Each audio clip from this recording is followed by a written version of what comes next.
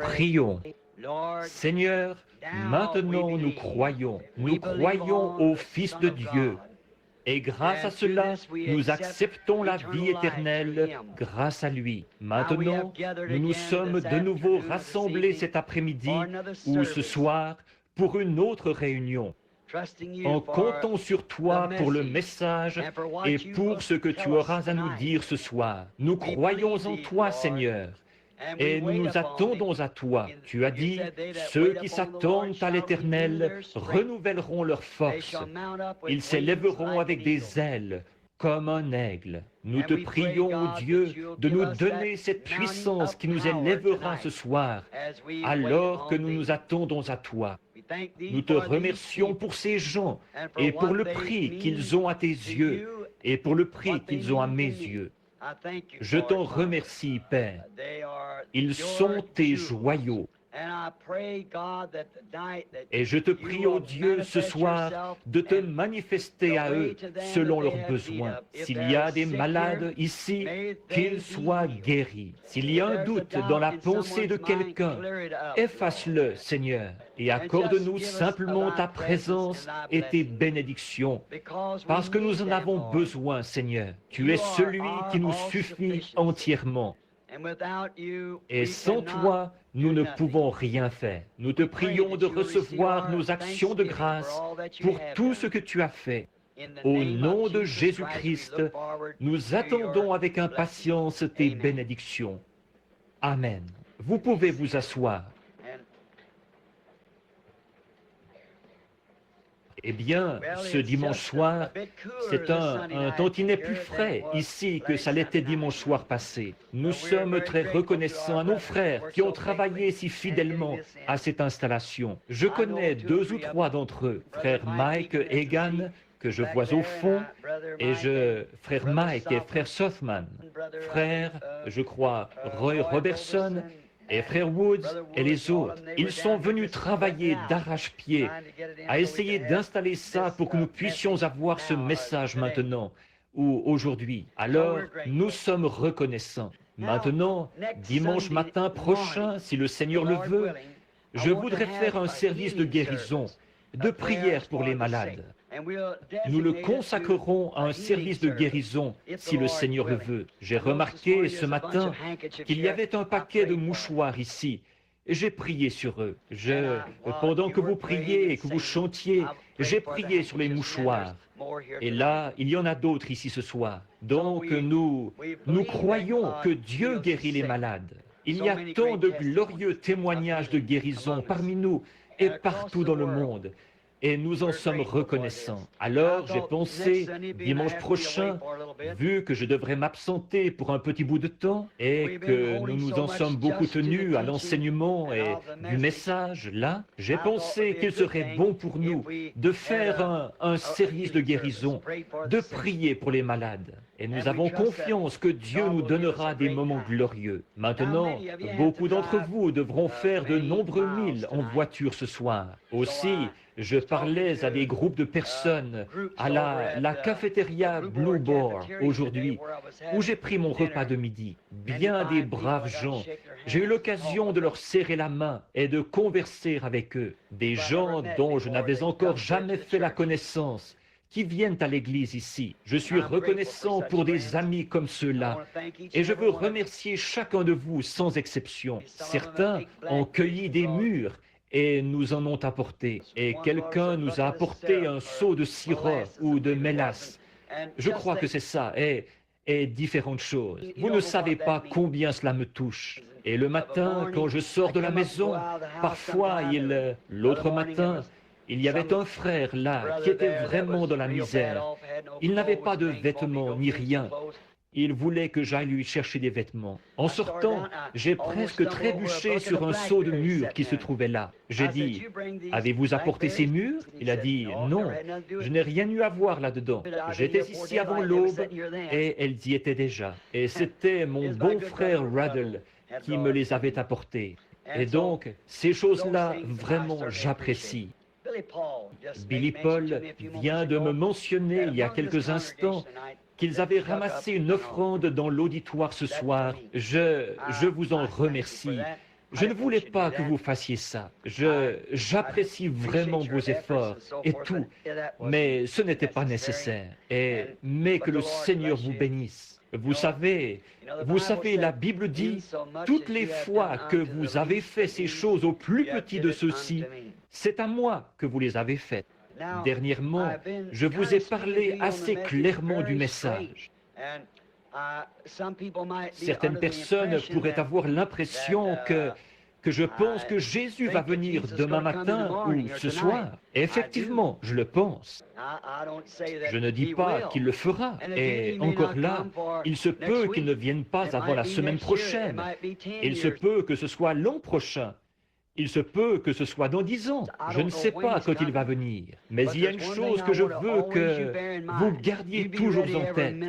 Tenez-vous prêts à chaque minute, à chaque heure. Voyez, en effet, s'il ne vient pas aujourd'hui, il pourrait bien être là demain. Alors, gardez toujours cela en tête. Il va venir. Je ne sais pas à quel moment sera ma dernière heure sur cette terre. Aucun de nous ne le sait, et aucun de nous ne sait quand il va venir. Il ne le sait même pas lui-même, d'après ses propres paroles. Il a dit que le Père seul sait quand il viendra. Le Fils lui-même ne sait pas quand il viendra. Ce sera quand Dieu nous l'enverra de nouveau. Mais nous attendons sa venue. Et s'il ne vient pas dans ma génération, il se pourrait qu'il vienne dans la suivante. S'il ne vient pas dans celle-là, il viendra dans la suivante. Mais moi, à ce que je vois, il ne reste pratiquement plus de temps. Vraiment, à mon avis, ça pourrait arriver d'une minute à l'autre. Or, ça ne veut pas dire, ça ne veut pas dire que vous allez voir les cieux se transformer et tout. Ce n'est pas de cette venue-là que je parle.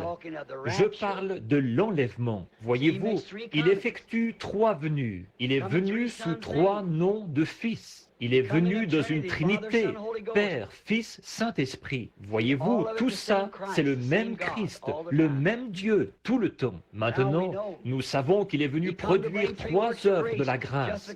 La justification, la sanctification, le baptême du Saint-Esprit. Tout en Dieu s'accomplit par 3. Et donc, il est venu premièrement pour racheter son épouse. Il vient deuxièmement pour un enlèvement, pour enlever son épouse. Il vient troisièmement avec son épouse, le roi et la reine. Après, et c'est ce moment-là que bien des gens attendent, cette venue-là. Mais cette fois-ci, quand il viendra, presque personne, sauf ceux qui sont prêts, sauront quand il viendra. Des gens ne seront plus là, c'est tout. On ne saura pas ce qui leur est arrivé. Ils seront simplement enlevés en un instant. Et ils auront disparu, c'est tout. Changés en un instant, en un clin d'œil.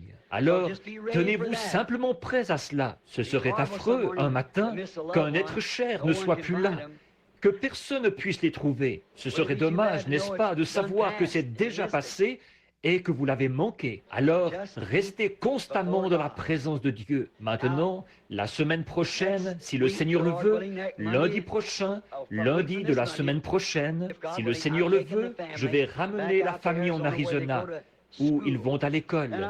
Ensuite, je vais revenir. Or, je ne vais pas là-bas, je ne fais pas de réunion là-bas. Je ne suis presque jamais en Arizona. Je suis parti ailleurs. Je ramène ma femme là-bas lundi prochain. Je reviens ensuite. Je vais partir d'ici pour aller en Colombie-Britannique. Je reviendrai au Colorado. Je serai de nouveau en Arizona vers Noël. Juste quelques instants, assez pour peut-être 2 ou 3 jours, pour rassembler la famille, revenir passer les vacances de Noël ici, si le Seigneur le veut, faire une série de réunions ici pendant la semaine du Nouvel An. Alors, donc, je suis ici pratiquement plus, je suis ici 10 fois plus que là-bas, parce que nous n'avons pas d'église ni de réunion là-bas. Nous n'avons rien là-bas. Alors, pour ce qui est de réunion à une église, ça, c'est un point qui est regrettable. Il n'y a pas d'endroit où je peux envoyer mes enfants pour qu'ils entendent ces messages, comme vos enfants peuvent les entendre ici. Et alors ça, c'est une chose qui nous manque là-bas. Mais ils sont tous en meilleure santé. C'est sec, chaud, sec comme climat. Mais tous les enfants semblent être en meilleure santé. Moi, je n'y suis pas assez longtemps pour savoir si le climat est salubre. ou s'il n'est pas salubre. Je suis toujours en déplacement. Je suppose que je suis un vagabond de naissance. Mon épouse m'appelle, je sais qu'elle est ici. Alors je vais en entendre parler après la réunion. Vous vous en doutez tous. Comment est-ce qu'on appelle ça? Des vents mouvants ou des vents agités ou quoi donc? Quoi donc? Vous savez, des sables mouvants? Ou autrement dit, je suis toujours en déplacement. Ça fait maintenant 22 ans que je suis marié. Et des fois, j'ai l'impression d'être un étranger dans la maison. Parce que je suis toujours obligé de partir.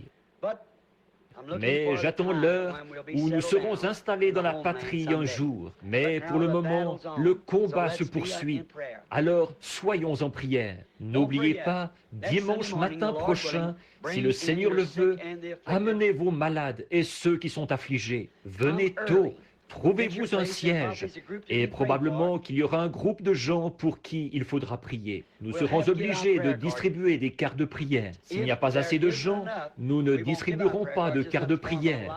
S'il y en a seulement assez pour former une petite ligne, par exemple 2 ou 3 douzaines ou quelque chose comme ça. Mais probablement que nous distribuerons des cartes de prière. Alors probablement que nous le ferons environ 1 heure avant la réunion, laquelle je pense commence, ce sera à 8 heures, à 8 heures ou 8h30 qu'ils distribueront les cartes de prière. Ils ouvriront l'église pour remettre les cartes de prière dimanche matin prochain. Et alors, assurez-vous d'être ici pour... Amenez vos bien-aimés, faites-les passer dans la ligne. On sera bien, à la fraîche, dans l'église. S'ils sont malades, et nous ferons de notre mieux pour prier pour eux. Merci encore pour l'offrande d'amour. Et maintenant, nous allons lire dans la parole de Dieu ce soir. Et nous préparer à cet événement, sa présence de nouveau pour nous apporter sa parole. Bon, nous savons que nous pouvons lire un texte, mais c'est Dieu qui doit en révéler le contexte.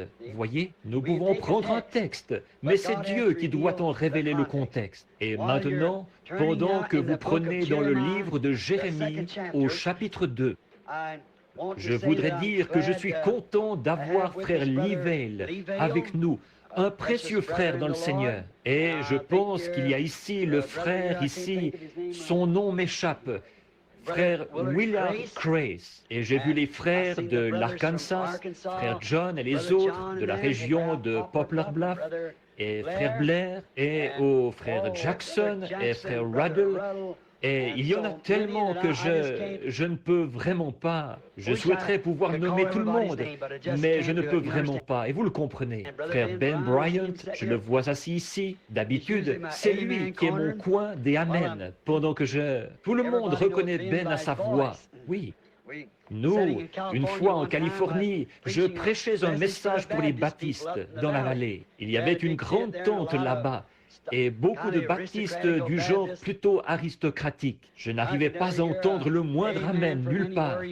Vous savez, certaines femmes, par peur que le phare leur fondît sur le visage. Et puis, tout à coup, j'ai vu une paire de pieds à peu près grands comme ça, en l'air, et 2 grandes mains, et une chevelure noire qui s'agitait en s'écriant « Amen ». Il criait comme ça.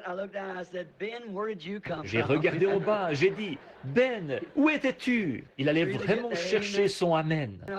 Je vois son épouse qui l'examine un peu. Eh bien, il en perd un peu de ses cheveux noirs, mais ça ne fait rien, vous savez.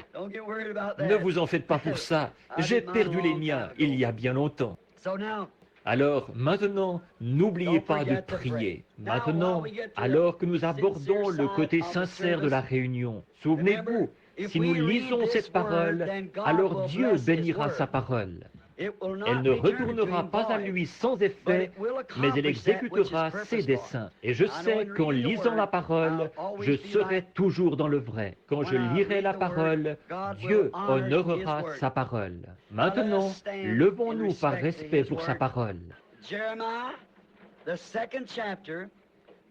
Jérémie, chapitre 2, les versets 12 et 13 de Jérémie 2. Cieux, soyez étonnés de cela. Frémissez d'épouvante et d'horreur, dit l'Éternel, car mon peuple a commis un double péché. Ils m'ont abandonné, moi qui suis une source d'eau vive. pour se creuser des citernes crevassées qui ne retiennent pas l'eau. Maintenant, courbons la tête. Dieu bien-aimé, ta parole a été lue. Nous te prions d'honorer cette parole et de nous en donner ce soir la parabole ou le parallèle, alors que nous regardons à une époque passée, à Israël, qui ont servi d'exemple. En effet, la Bible nous enseigne que nous pouvons voir comment tu les as traités quand ils ont obéi à la parole, voir comment tu les as traités quand ils ont désobéi à la parole, et apprendre ce que nous devons faire. Donc, nous te prions de nous parler ce soir d'une manière toute spéciale, pour que nous sachions comment nous conduire en ce jour dont nous avons appris ce matin que nous y vivions, car nous le demandons au nom de Jésus. Amen.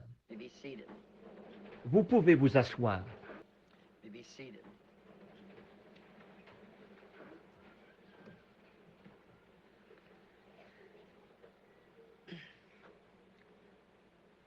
Je voudrais parler ce soir du sujet, pendant juste un court moment, des citernes crevassées. Israël avait commis deux grands péchés. Dieu a dit qu'il l'avait délaissé, lui, la source de la vie, et qu'il s'était creusé des citernes pour y boire. Or, c'est quelque chose, la raison pour laquelle j'ai pensé à ce sujet, c'est parce qu'il va dans le même sens que ce que je disais ce matin. Quant à l'heure où nous vivons et à la cause pour laquelle nous combattons, et nous considérons Israël, qui a servi d'exemple, comme quoi ce que Dieu a été, il doit toujours rester le même. Et il n'y a qu'une seule chose que Dieu ait jamais honorée, c'est le moyen auquel il avait pourvu pour les gens. Et quand ils se sont détournés de ce moyen-là, alors Dieu a été déshonoré et Dieu a fait souffrir les gens pour s'être détournés de ce qu'il leur avait dicté, quoi que cela ait pu être. Il leur a même donné une loi. Ne prends pas, ne touche pas, ne goûte pas. Ce n'était pas seulement parce que c'était mal de faire ces choses, mais c'était mal de désobéir à ce qu'il avait dicté. Et il y a toujours, il ne peut pas y avoir de loi sans qu'il y ait une sanction attachée à cette loi. En effet, s'il n'y a pas de sanction, alors la loi n'a pas beaucoup de poids. S'il n'y a pas de peine qui est attachée, la loi. Or, nous constatons que ce qu'ils avaient fait à cette époque-là semble soutenir le parallèle avec ce que nous faisons aujourd'hui, ce que les gens d'Église font. Maintenant, nous voyons une chose étrange ici. Certaines personnes peuvent trouver étrange qu'il ait dit « Vous vous êtes » ils se sont creusés des citernes crevassées. Bon, peut-être que certains d'entre vous ne savent pas ce qu'est une citerne. Combien savent ce qu'est une citerne? Eh bien, la plupart d'entre vous, si vous avez été élevé dans une ferme, vous savez ce qu'est une citerne. Je m'en souviens, j'ai vu assez d'insectes qui venaient de là-dedans pour savoir ce qu'est une citerne. J'ai prêché dans les campagnes éloignées, là, dans un bosquet. Il y avait un gros pichet rempli d'eau de citerne posé là, d'eau de pluie, vous savez. Elle prenait un peu d'âge et puis les insectes, la nuit, se retrouvaient là-dedans. Donc, je sais ce que c'est que de l'eau de citerne. Une citerne, c'est un endroit, quelque chose qu'on creuse dans le sol pour remplacer un puits. Les gens qui n'ont pas de puits, alors ils s'installent une citerne. Autrement dit, une citerne, c'est un réservoir fait de main d'homme, ou un puits fait de main d'homme dans le sol,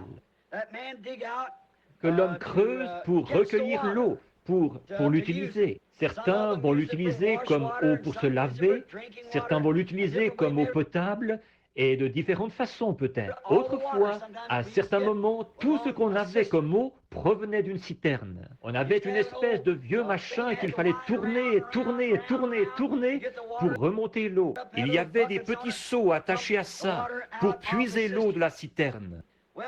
Eh bien, nous remarquons une chose au sujet de la citerne, qui la distingue du puits.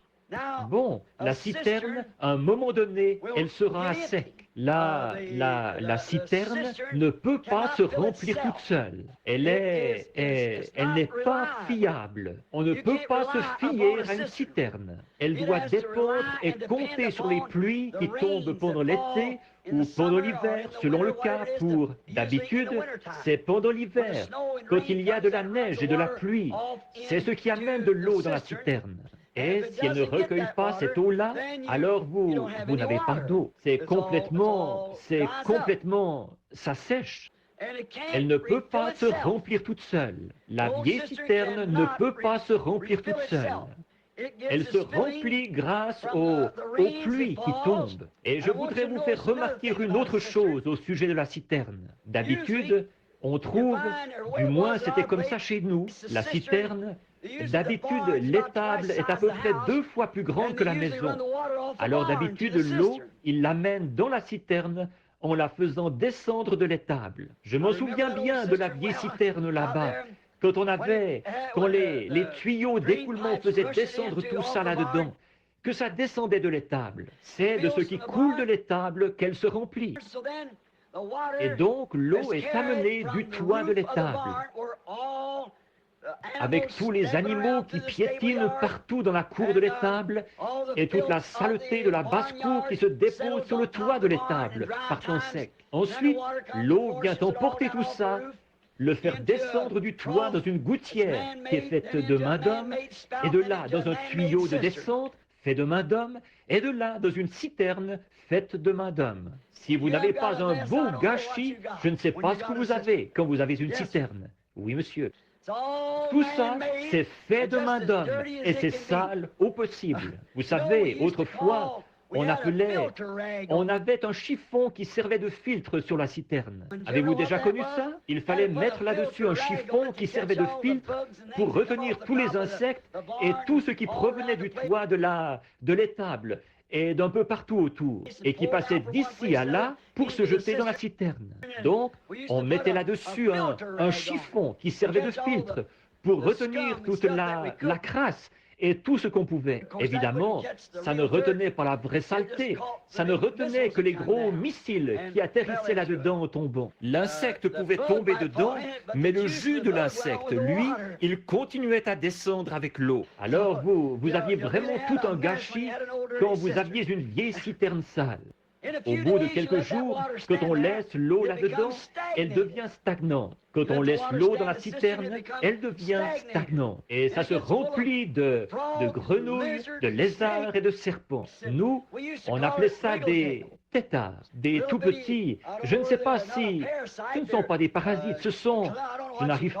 Je ne sais pas comment vous appelleriez ça, mais c'est quelque chose qui se retrouve dans l'eau qu'on appelait des têtards. Vous savez ce que c'est. Combien savent de quoi je parle? Oh, mais bien sûr, vous, les compagnards, vous le savez tous. La stagnation s'installe partout là-dedans et alors, ces amateurs de stagnation viennent avec. En fait, c'est à cause de la stagnation qu'ils se retrouvent là. C'est à cause de la stagnation, c'est ce qui attire l'animal qui aime les choses stagnantes. Cela ressemble vraiment beaucoup à nos églises d'aujourd'hui. Je pense que nous avons abandonné un des grands péchés que l'Église a commis aujourd'hui, exactement comme Israël à l'époque. Ils l'ont abandonné, lui, la source d'eau vive, et ils se sont creusés des citernes faites de main d'homme. Et celles-ci sont devenues une habitation de tout ce qui aime cette sorte d'eau-là. Les lézards, les grenouilles et toutes sortes de germes malpropres y vivent, parce que c'est un réservoir fait de main d'homme. Et ces choses-là habitent dans ce réservoir, un exemple parfait de nos dénominations d'aujourd'hui. Maintenant, vous dites, Frère Branham, pourquoi attaquez-vous si vivement ces gens-là? On devrait attaquer ça. Il faut attaquer ça. Fuyez la chose, parce qu'elle va finir par former la marque de la bête. Souvenez-vous, c'est la vérité. Ce sera la marque de la bête. La dénomination conduira tout droit à cela. C'est en voie d'en arriver là maintenant, à une contrainte par un pouvoir. Considérez l'ancien empire romain. Voilà précisément ce qui les a conduits à cette marque de l'apostasie. Vous avez vu que personne ne pouvait acheter ni vendre sans avoir la marque de la bête. Il fallait l'avoir. Il y aura seulement deux catégories de gens sur terre. Ceux qui auront le sceau de Dieu et ceux qui auront la marque de la bête. Seulement deux catégories. Alors vous devrez avoir l'un ou l'autre. Ce sera une apostasie, une marque d'une religion apostate. Et il va y avoir une image à la bête. En étudiant cela, nous voyons que Rome a été, est et sera toujours la marque ou la bête. Exactement. Il n'y a pas moyen de le comprendre autrement. Rome. Et qu'est-ce que Rome a fait? Elle est passée de la Rome païenne à la Rome papale et a organisé un système universel où tous étaient contraints d'adhérer à cette religion-là, sans quoi ils étaient mis à mort. Et c'est étrange de voir que les États-Unis entrent en scène.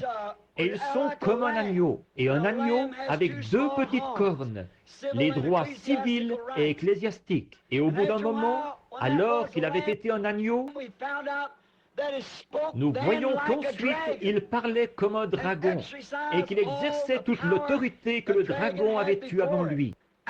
Et la Bible nous dit qu'il disait, faisons une image à la bête. Une image, c'est quelque chose qui est semblable à quelque chose d'autre. Et nous pouvons le voir en ce moment, que l'Église, dans son état d'apostasie, est en train de former le Conseil mondial des Églises, qui est l'image de l'autorité de Rome. Elle va exercer sur les gens la même contrainte que la Rome païenne ou que la Rome papale avait exercée. Donc, il n'y a pas d'autre moyen, rien d'autre, mais c'est la vérité. Et c'est pour ça que je m'y attaque, dans mon âge, dans mon temps. C'est parce qu'il faut l'attaquer. L'appel a été lancé de sortir du milieu d'elle, mon peuple, afin que vous ne participiez point à ses péchés. Donc, je compare cela à ces citernes sales, souillées. Il est la source de la vie. Il est l'eau vive. Et les hommes l'abandonnent pour se creuser des citernes qui ne peuvent recueillir que la saleté. C'est la seule chose qu'elles peuvent recueillir. Et c'est ce que fait le système dénominationnel. Il recueille tout ce qui se présente et qui veut adhérer. Ils sont prêts à l'accepter pourvu qu'il ait de l'argent ou qu'ils s'habillent d'une certaine manière. Peu importe qui ils sont, d'où ils viennent, ils les acceptent quand même. Maintenant, nous voyons aussi que cette marque de la bête qui a été formée ici, l'Amérique, son nombre, c'est 13. Elle est née avec 13 colonies. Elle avait un drapeau avec 13 étoiles, 13 bandes. Et elle apparaît même au chapitre 13 de l'Apocalypse. Et en Amérique, nos pièces de monnaie ont toujours porté l'effigie d'une femme. Même la tête d'Indien sur nos pièces d'un cent, c'est le profil d'une femme. Nous le savons, nous connaissons l'histoire là-dessus. Tout, la cloche de la liberté et tout le reste, la liberté, statue de la liberté, tout, c'est une femme. Une femme, le nombre 13. Voyez ? Or, c'est beau de voir ces choses-là. Et maintenant, j'ai prédit par une révélation de Dieu ou une vision en 1933 que ces choses allaient se produire avant le temps de la fin. Et l'une d'elles, là, c'était que Mussolini, qui à l'époque était en train d'instaurer sa dictature, il allait instaurer sa dictature. Et il allait aussi envahir l'Éthiopie. Il irait là-bas et il s'emparerait de l'Éthiopie. Et l'Esprit, il a dit, il tombera sous sa coupe. Je me demande s'il reste encore des vétérans dans le tabernacle qui se souviennent que j'avais dit ça à la salle Redmond là, que ton prêchait il y a bien des années. Y aurait-il une personne dans le bâtiment ce soir qui resterait de ceux qui y étaient à la vieille salle Redmond que j'avais prêché ça? Quand il y a eu le NRA, il y a longtemps, à l'époque où Roosevelt en était à son premier mandat, il n'y a pas une seule personne ici, je suppose. Y aurait-il quelqu'un? Oui, une personne. Il y en a une. Oui, Madame Wilson, je me souviens d'elle. Mon épouse, assise au fond. Il en reste deux de la vieille génération de ceux qui étaient là à l'époque. Quand il disait que le NRA, là, c'était la marque de la bête, j'ai dit, rien à voir, pas du tout. La marque de la bête ne vient pas d'ici, elle vient de Rome.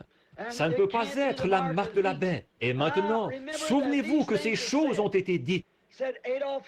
J'ai dit qu'Adolf Hitler aurait une fin mystérieuse, qu'il déclarerait la guerre aux États-Unis, qu'ils allaient construire un grand machin en béton, qu'ils allaient même vivre là-dedans, et que c'est là que les Américains se feraient battre à plate couture. Là, il s'agissait de la ligne Siegfried, 11 ans avant qu'ils en entreprennent la construction. Et ensuite, j'ai dit, mais il arrivera à sa fin, et les États-Unis gagneront la guerre. Ensuite, j'ai dit, il y a 3 ismes. Le nazisme, le fascisme et le communisme. Et j'ai dit, ils finiront tous dans le communisme. La Russie va tout absorber dans le communisme. Et j'ai dit, ensuite la science va tellement se développer, l'homme va devenir tellement habile, il va inventer tant de choses qu'il va finir par faire une automobile qui ressemblera à un œuf, avec une espèce de toit en verre, et qui sera commandée par une puissance autre que le volant. Et ils l'ont, cette voiture. Et j'ai dit, ensuite, les mœurs des femmes de chez nous vont se relâcher. Elles vont commettre des choses tellement dégradantes qu'elles seront en disgrâce auprès de toutes les nations. Elles porteront des vêtements d'hommes. Elles se dévêtiront toujours plus jusqu'à ce qu'en fait, elles en viennent à n'avoir que leurs sous-vêtements, comme sur elles, c'est tout. Elles finiront par porter seulement une feuille de figuier. Et si vous remarquez dans le magazine Life du mois passé, il y avait cette femme qui portait des feuilles de figuier. Et ça, c'est la nouvelle tenue de soirée, ou robe du soir, ce qu'on porte le soir. C'est transparent, on peut voir au travers. Il n'y a que les feuilles de figuier qui cachent une certaine partie de son corps, avec des maillots de bain sans bretelles, ou bretelles qui n'ont pas de bretelles. Le haut laisse le corps découvert. Et ces choses-là se sont effectivement produites. Ensuite, j'ai vu une femme s'élever aux États-Unis comme une grande reine ou quelque chose comme ça. Et elle était belle à voir, mais elle avait le cœur mauvais. Et elle a entraîné la nation qui s'est retrouvée sous sa coupe. Ensuite, j'ai dit, finalement, il m'a dit de regarder de nouveau vers l'Est. Et à ce moment-là, j'ai vu, on aurait dit que le monde avait explosé. Tout ce qu'il y avait à perte de vue, c'était des bouts de bois et des rochers fumants qui avaient été projetés de la terre sous le coup de l'explosion. Et ces choses-là devaient se produire avant la fin du monde. Et 5 des 7 choses se sont déjà produites au cours des 33 ans. Nous y revoilà, c'est le temps de la fin. Et déjà, à cette époque, je parlais contre le système dénominationnel. Et je le crois toujours ce soir, que c'est un bourbier, que c'est là-dedans que la saleté s'amasse. Je n'arrive pas à croire que Dieu prendrait une chose pareille pour faire partie de son Église. Parce qu'il faut qu'elle naisse de l'Esprit de Dieu et qu'elle soit purifiée avant de pouvoir être appelée sienne. Le corps mystique de Christ, c'est par le baptême que nous y entrons, par le baptême du Saint-Esprit. Oui, certainement que ce système de citerne est un exemple parfait de la dénomination. Un homme qui est sage devrait ouvrir l'œil et ne jamais entrer là-dedans, car Dieu a prouvé tout au long des âges qu'il est contre cette chose, et il n'a jamais œuvré avec. Tout groupe, chaque fois qu'un homme arrivait avec un message, Par exemple, Luther, Wesley, etc., Smith, Calvin et les autres. Dès qu'ils établissaient l'organisation, Dieu mettait la chose au rencard et il ne l'a plus jamais visitée par un réveil. Fouillez dans l'histoire. Dieu ne s'est jamais servi à aucun moment d'une dénomination pour susciter en elle un réveil. Nulle part. Donc, tout au long de l'histoire et aussi par la Bible, il est prouvé que c'est une chose impure aux yeux de Dieu. Alors, je ne veux rien avoir à faire avec ça. Et c'est pour ça que je suis contre. Je cherche à faire sortir les gens de là. Nous sommes invités. Ce qui s'est passé dans le cas d'Israël, c'est pareil maintenant. À regarder à Israël pour trouver des exemples. Tant qu'ils restaient avec cette source, tout allait bien pour eux. Mais quand ils se sont mis à se creuser des citernes, des systèmes faits de main d'homme, alors Dieu les a plantés là. Il nous fera la même chose. Ils l'ont abandonné, lui, la source d'eau vive. C'était ça que Dieu leur reprochait. De se faire quelque chose dont ils puissent dire, vous voyez ce que nous avons fait. Maintenant, au moment du voyage de Moïse, alors que Dieu, par sa grâce, il leur avait donné un prophète, il leur avait donné une colonne de feu qui les précédait, il l'avait confirmé par des signes et des prodiges. La grâce leur avait fourni toutes ces choses. Israël, il voulait quand même, c'est la loi qu'ils voyaient. Ils ont refusé la grâce pour prendre la loi. C'est précisément ce que les gens font aujourd'hui. Ils refusent la parole pour prendre un système dénominationnel. Parce que là-dedans, ils peuvent faire ce qu'ils veulent et s'en tirer. Mais vous ne pouvez pas faire ça en Christ. Vous devez faire une coupure claire et nette pour pouvoir être en Christ. Abandonner le puits artésien pour une citerne, un système fait de main d'homme. Pouvez-vous imaginer que quelqu'un ferait une chose pareille? Pouvez-vous imaginer l'état mental d'une personne qui serait à même de boire un puits artésien d'eau fraîche et qui abandonnerait ça pour une citerne faite de main d'homme avec des grenouilles, des lézards, des têtards et tout le reste dedans? Ça ne semble même pas tenir debout, côté bon sens. Mais c'est précisément ça que les gens ont fait. Ils ont abandonné la parole, la véritable source de Dieu et de sa puissance, pour boire à des citernes et pour se faire des citernes. Ce qu'ils avaient fait à l'époque, ils ont fait la même chose aujourd'hui. Ils disent, il a dit, ils m'ont abandonné. C'est ce qu'il a dit ici dans Jérémie 2, 14 ou 13 plutôt. Il a dit, ils m'ont abandonné, moi, la source d'eau vive. Maintenant, nous voyons ce qu'est une citerne. Nous voyons ce qu'elle recueille. Nous voyons comment elle est construite. C'est quelque chose qui est fait de main d'homme, qui vient d'un toit sale. L'eau qui descend, elle tombe sur un toit sale. Elle ne fait qu'emporter ce qu'il y a sur le toit, le faire passer dans une gouttière faite de main d'homme, dans un tuyau de descente fait de main d'homme, jusque dans un réservoir fait de main d'homme. Et toute la saleté s'accumule là-dedans. Et les microbes, les lézards, les grenouilles, et tout ce qu'il y a dans la contrée, ils aiment ça. Et remarquez, ce sont les animaux impurs, des têtards de la stagnation. Un têtard ne peut pas vivre dans l'eau claire. S'il le faisait, ça le tuerait. Il faut qu'il soit dans la stagnation. C'est comme ça avec beaucoup de ces parasites d'aujourd'hui. Vous ne pouvez pas vivre dans l'eau fraîche du Saint-Esprit. C'est pour cette raison qu'ils se posent si fermement à la parole et qu'ils disent « Elle se contredit, tout ça, ça ne vaut rien ».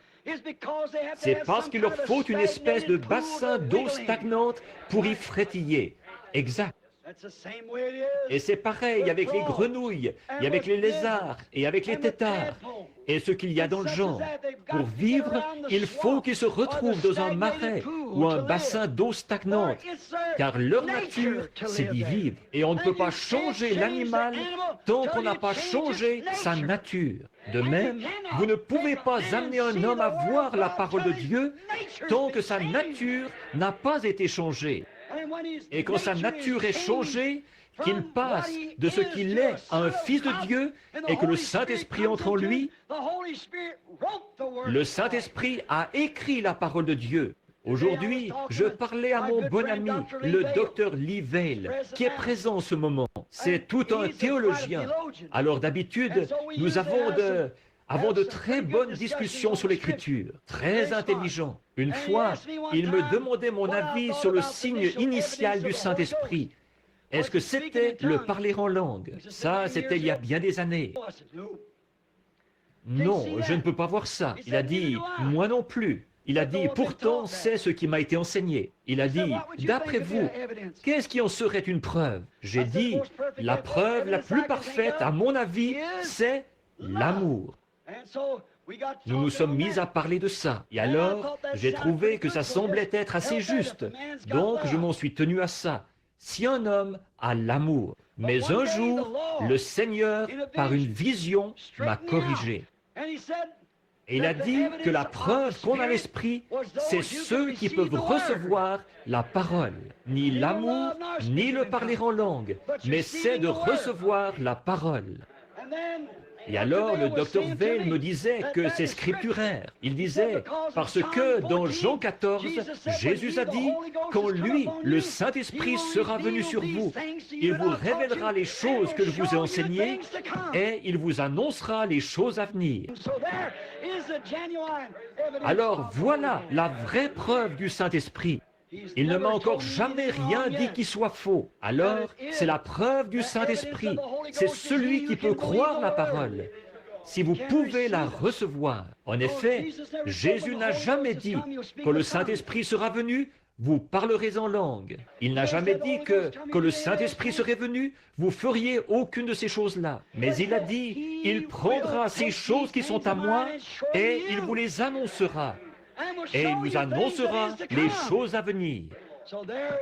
Alors, voilà la vraie preuve du Saint-Esprit, selon Jésus lui-même. Toutes ces sensations et tout ce que les gens ont et dont ils se nourrissent encore, vous pouvez voir pourquoi ils font ça. Voyez-vous, cela devient une dénomination ou un bassin d'eau stagnante. Et aucune dénomination ne sera jamais construite sur la parfaite parole de Dieu.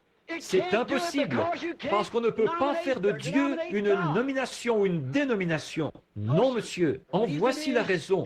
Prenez un groupe d'hommes qui peuvent croire la parole, qu'ils commencent une organisation. Tout à coup, au bout d'un an, il y a une bande de Ricky là-dedans à qui on ne peut pas faire entendre raison. C'est eux qui ont l'emprise et on ne peut rien y faire.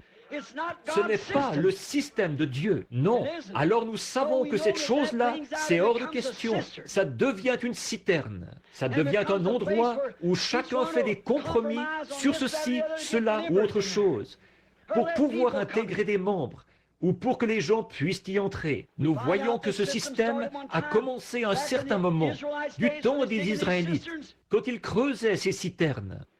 Il y avait un homme et un groupe de pharisiens qui avaient creusé des citernes. Ils avaient un homme du nom d'Hérode, qui était le proclamateur, qui gouvernait l'État. Et il est venu écouter parler un homme qui ne perdait pas son temps avec leur dénomination. C'était un prophète. Et aucun prophète n'a jamais rien eu à voir dans une dénomination.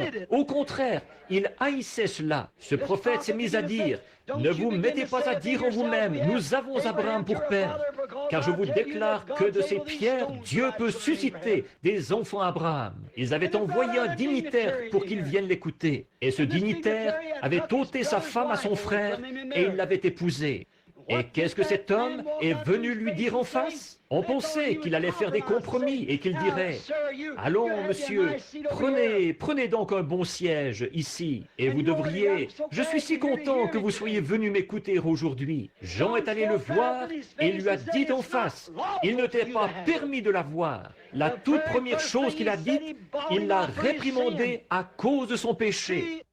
Voyez-vous, les dénominations produisent des bassins d'eau stagnante où les hommes peuvent vivre avec des femmes. Et ces femmes peuvent faire n'importe quoi, se couper les cheveux, porter des shorts et tout le reste, et se dire chrétienne. Mais une véritable source, alléluia, de la puissance de Dieu, ça ne pourra pas demeurer là, parce qu'elle va pousser tout cela dehors. Je suis la source d'eau vive. Ils m'ont abandonné pour se creuser des citernes. Or, une source d'eau vive, nous voyons une source d'eau vive, qu'est-ce que c'est? Maintenant que nous avons vu ce qu'est la citerne, une source d'eau vive, qu'est-ce que c'est? C'est un puits artésien. Un puits artésien, qu'est-ce que c'est, frère Branham? C'est un puits dont la source est toujours souterraine et qui fait jaillir son eau. Il coule tout le temps. Il se suffit à lui-même. C'est toujours frais et pur. Un puits artésien, une source d'eau vive. Ce n'est pas mort et en stagnation, c'est vivant. C'est toujours en changement, produisant quelque chose de neuf tout le temps. Avançant, puisant dans ses ressources. Il puise ses ressources au fond de lui-même. Et c'est encore là une source d'eau vive jaillissant. Il se nettoie tout seul. C'est de l'eau propre, pure, propre. Il se suffit à lui-même. On n'a pas besoin d'attendre que les pluies remplissent son réservoir. Il bouillonne tout le temps. Il donne son eau gratuitement. On n'a pas besoin de le pomper, de le remonter, de le tordre ou d'y adhérer. C'est une source d'eau vive, tout simplement. Vous savez, prenez ces vieilles citernes. Il faut tourner et tourner et tourner la manivelle et pomper et tout pour faire sortir un peu de cette eau stagnante de là. Mais une source d'eau vive, elle va donner gratuitement, sans pomper, sans y adhérer, ni rien d'autre. Oh, je suis content que cette source-là existe. Oui, monsieur. Il n'a pas besoin d'avoir une passoire dessus pour en retirer les parasites. En effet, il vient de tellement profond, en dessous, là, dans le roc, qu'il n'y a aucun parasite là. Il n'est pas obligé d'avoir le chiffon de l'instruction sur lui. C'est exact. Quelques systèmes mondains de sagesse dénominationnelle faits de main d'homme pour vous dire devant un psychiatre si vous êtes en état de prêcher ou pas. Il n'y a pas un seul de ces chiffons sales dessus. Il le pousserait de là dès que vous le mettriez dessus. Vous ne pouvez pas le faire. Ce puits-là, il bouillonne tout le temps. Si vous mettiez un de ces chiffons-là dessus, il le repousserait carrément, le rejetterait d'un côté ou de l'autre. Il n'a pas le temps de laisser un chiffon dénominationnel traîner sur lui. Il n'a pas besoin de filtre, de passoire, d'être pompé, d'être secoué, ni rien d'autre. Il est simplement là qui bouillonne. Il n'a pas à compter sur les pluies locales pour se remplir. Les pluies, ce sont les réveils.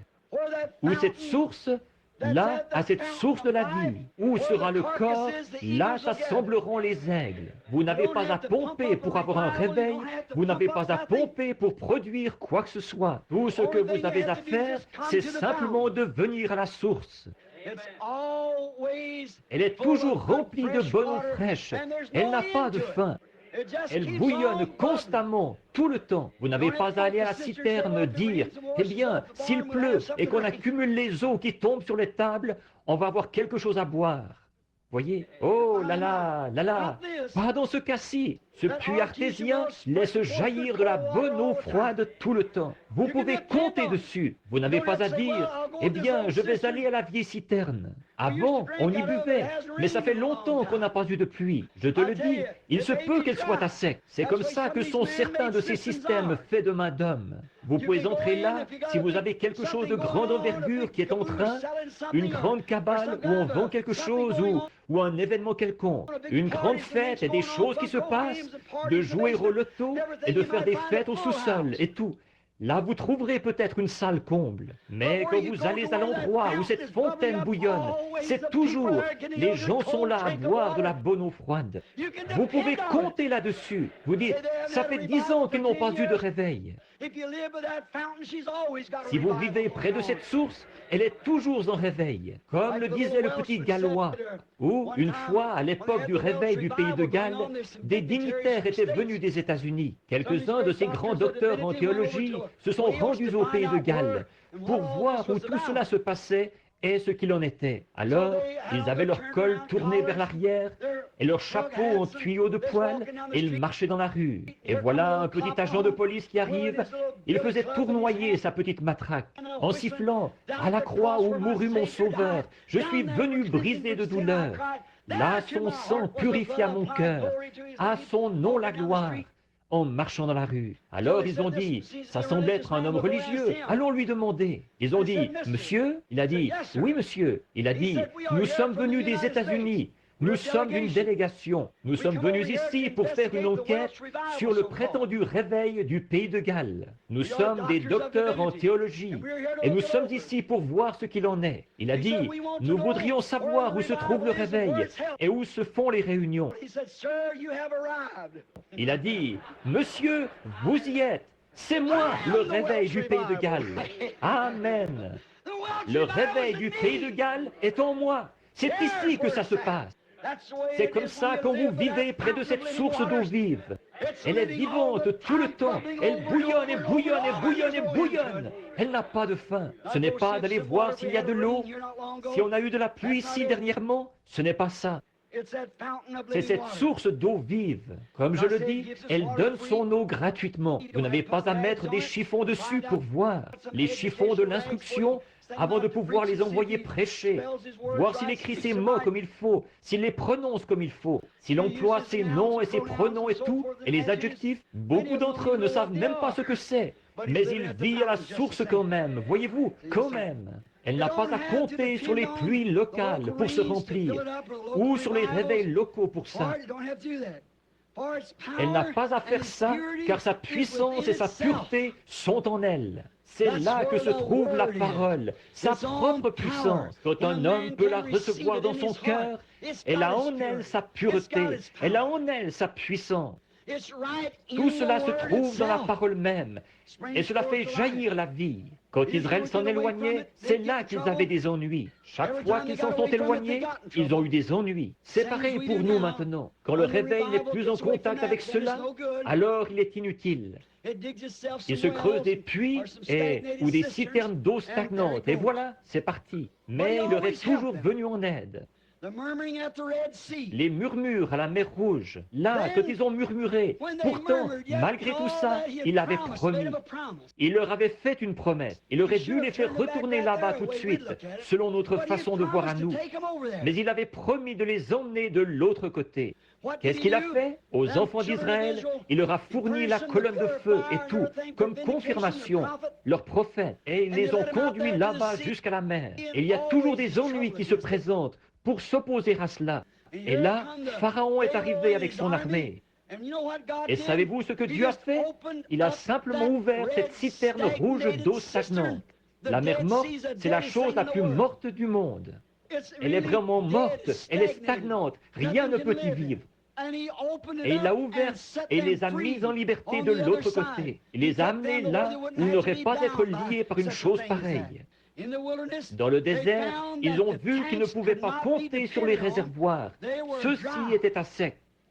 Ils ont vu, ils allaient d'une mare à l'autre. Quand ils étaient dans le désert, ils mouraient de soif. Ils voulaient à boire. Ils allaient à ce réservoir-ci, un étang, il était à sec.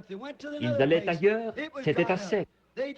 Ils ne pensaient plus pouvoir un jour trouver à boire. Et alors, à l'endroit le plus invraisemblable de tout le désert, c'est là qu'ils ont trouvé l'eau. Elle était dans un rocher. Elle était dans un rocher. L'endroit le plus invraisemblable où un homme puisse trouver de l'eau, c'est bien dans un rocher sec au milieu d'un désert. Mais vous voyez, Dieu fait ce genre de choses à l'endroit le plus invraisemblable, de la façon la plus inhabituelle. Ça s'est toujours passé comme ça. Ils pensent qu'il faut qu'on ait un grand rassemblement de dénominations, qu'ils se réunissent tous, que ça fourmille de gens et tout, que ça collabore par milliers et tout, comme ça, pour avoir un réveil. Parfois, Dieu va prendre le petit homme qui ne sait même pas son alphabet. Et au beau milieu d'un groupe de gens illettrés qui savent à peine distinguer leur droite de leur gauche, il peut susciter un réveil qui va secouer le monde.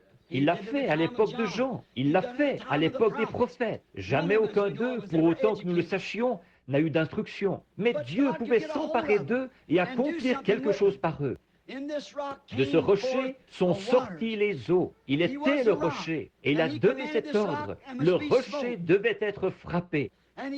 Et il a donné de l'eau pure, fraîche et propre, en abondance, à tous ceux qui ont accepté de boire. Il a sauvé tous ceux qui ont accepté d'y boire. Un parallèle parfait de Jean 3, 16.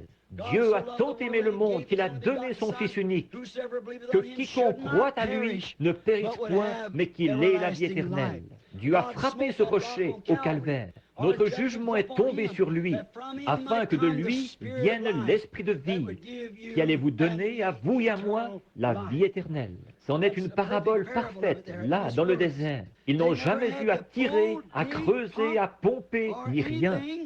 Seulement avoir part gratuitement aux moyens qu'il avait fournis. Alors, ils n'avaient pas à sortir ça d'un étang, ils n'avaient pas à remonter ça dans un seau, ils n'avaient pas à avoir un treuil pour aller chercher ça. Tout ce qu'ils avaient à faire, c'est d'y avoir part. Et c'est tout ce qu'il faut maintenant. Vous n'avez pas à adhérer à quoi que ce soit. Vous n'avez pas à aller vous agenouiller à l'autel et fabriquer quelque chose, pomper quelque chose. Vous n'avez pas à répéter le même mot maintes et maintes fois jusqu'à ce que vous ayez un langage confus. Tout ce que vous avez à faire, c'est d'y avoir part, gratuitement, à lui, le moyen fourni par Dieu. Pas besoin de pomper, de pousser, ni rien.